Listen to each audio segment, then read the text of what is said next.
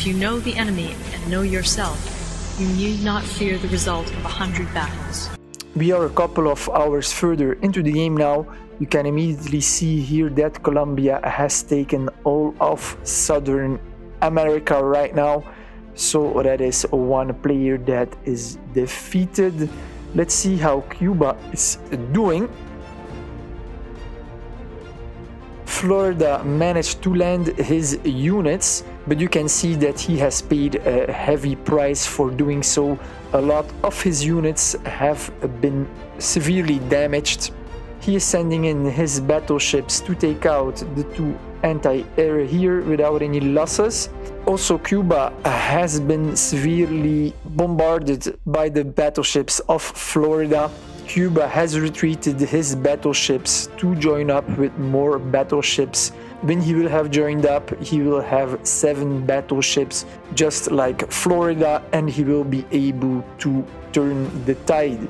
So this looks like a pretty straightforward, pretty balanced fight, where Cuba in the long run has the home advantage. He can produce units closer to home, and he doesn't have to make any naval landings, which always pose a threat. I don't think that Florida is gonna be able to use these units here to defeat Cuba entirely. That would be mission impossible. We'll see how it turns out in the next days. Here we've got South Mexico heavily under fire now by both Mexico City and Central America. Remember that he made his last stand to no avail. I don't know why he has overstacked all his units, because he just leaves the ground open for, I don't know, for all the other units. And I mean, just sitting there taking the fire of 9 artillery serves strictly no purpose. I mean, you're done for. What you should do is attack this, man. Oh, here there's 10 artillery too. Oh yeah, definitely attack this stack, man. He is getting pounded by 19 artillery. By 19 artillery. Attack, man. What are you sitting there? Ali can lose the last 2 rounds by the referee and the 2 judges and still remain champion. Whether Shavers knows that or not, we don't know ourselves. Ali. His bunker, well, it's never gonna be finished. It's just severely damaged. This is so stupid. I mean, why would you do this? Attack, man, attack. If he attacks now and he splits up in 3 stacks, I mean, or 2, not 3 would be too much, but 2, he could take out a lot of these units here. He would lose, but he would make Mexico City bleed for his betrayal, because those 2 countries were allies. Also, East Mexico and West Mexico were allies until the moment where West Mexico decided that they were no friends anymore. West Mexico is on the retreat. How many artillery? Only 1. That is not going to change much. Right here, East Mexico has the advantage of his core territory bonus of 15% and the hills. But as soon as he's going to try to counter-attack too far, he will lose the advantage. Planes are refueling. They can easily snapshot here this single medium tank, which would be a good tactic. Or this armored car, for example. Single units are always sitting ducks for planes. He's going to take back quite a few of his core provinces also here. Oh, what is he doing? He should take this stack over here to Dr. Arroyo, I guess. Also, never use attack mode. It serves no purpose. What is that? Attacking mode? Why would you do that? And the stack is already gone. Just march towards your target. Even high-level players don't always know how to use artillery correctly. It's not the only example. I have also observed, where was it? Over here. Check this out. We've got here an artillery stack that is attacking an empty province. You see this often. Now imagine that the enemy here would have troops and they march toward this stack. You would just be attacking an empty province instead of the troops coming at you. This is so stupid. And I mean, his ally here will take this province over here, so not very logical. And then you can see that Nebraska still is counter-attacking. He has his tactical bombers here as well. Oh no, those are Utah actually. Okay, so this is Utah, and then this unit is from whom? Kansas. Are those two in war as well? Because those are not in war if I remember correctly. Let's see, Utah is in war with Nebraska. Okay. Which is good for Kansas is that he is in the same team as East Montana and they have been able to link up with each other. This is great. Good for them. Here chaos is still reigning. There are too many troops. I have simply no clue what is happening. It is all unclear. Only the war between India and Illinois here are raging on.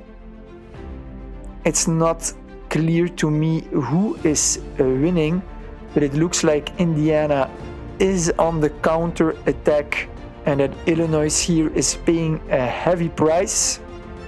Also, whom is that? Nebraska is sending units also towards Illinois. So soon he's gonna get attacked on two flanks. Oh man, these two players here have done well. For how long is the question. Saskatchewan so far is winning against Manitoba. Manitoba has little to no more armies. He has nothing left to give. Let's check out how Eastern British Columbia is faring against Alberta. Eastern BC is pretty much retreating.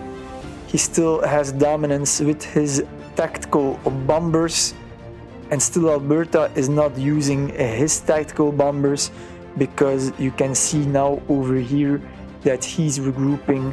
Eastern BC has now already 5 interceptors, so these 8 tactical bombers are literally sitting ducks. If Eastern BC loses a couple of provinces, it is okay because it's not his core provinces. Just needs to be careful because if he retreats over here and Alberta is gonna force march this way, he might actually beat him, but he can move his infantry here in the forest. They get bonus. He has 5 infantry here. I think that Eastern British Columbia is pretty much on the safe side. Western BC is doing less good. Air bases have been taken out. He's being tracked by tactical bombers. This is pretty bad for him.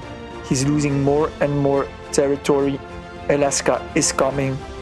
I don't see a lot of ground units here. There's 10 here, 3 over here. That's about it. Yeah, that's about it. There's little left for him to give. He's gonna try to land a unit here in Cordova. He might succeed. If he sends his remaining navy over here, he might actually be able to take both Cordova and Anchorage. Or not, we will see. Because these battleships also, as soon as Alaska discovers the threat, he will be moving them towards Cordova. Let's see what is happening over here. North Quebec is leaving his provinces to attack more AI. I don't know what's happening here with our French-speaking Quebec friends. Nothing much is happening. And then finally here we have still Florida that is pretty well fortified. We've got Alabama and North Carolina working nicely together for the moment. How long will it last? Nobody knows. There are troops moving towards the sea. No idea what is happening. Why is North Carolina sending troops to the sea? That's weird. And I have spy intel. That's weird. I have shared maps. Why do you have spy intel? I'm not completely understanding what is happening over here, but I guess it will become more clear in a couple of hours or tomorrow. We will see. I spot the first strategical bomber from Ohio. He's using it to scout his border. See the range of this thing. See this range. I mean, strategical bombers are so dangerous. East Texas over here is attacking Mississippi. 7 cruisers are here, same thing. East Texas, but East Texas is almost conquered. He has only 3 provinces left. As soon as his last provinces have been taken, he will be deleted from the map. He has 4 infantry here, 1 armored car, and 1 artillery stack over here. He has no aggressive or offensive fire settings, so no premium account, because otherwise he would be attacking West Texas here already. So it looks like he's just gonna march into this stack. Yeah, he definitely went offline and has set a final march towards the capital, Dallas of West Texas. It will be to no avail. That's another player who will bite the dust. Quite some players are on their last legs in this map. In 3 hours and 21 minutes we're gonna know which players will not see another day and how many players are remaining on the map.